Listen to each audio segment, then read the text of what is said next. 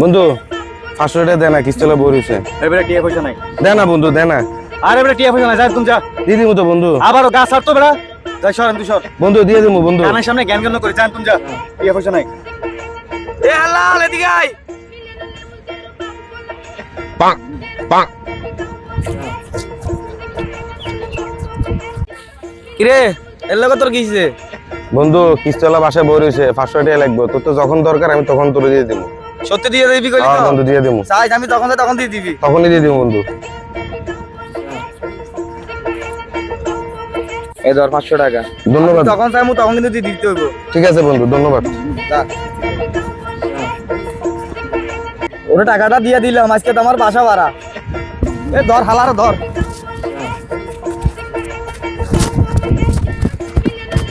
এই খারা টাকা দে। টাকাটা আমার এখন দরকার।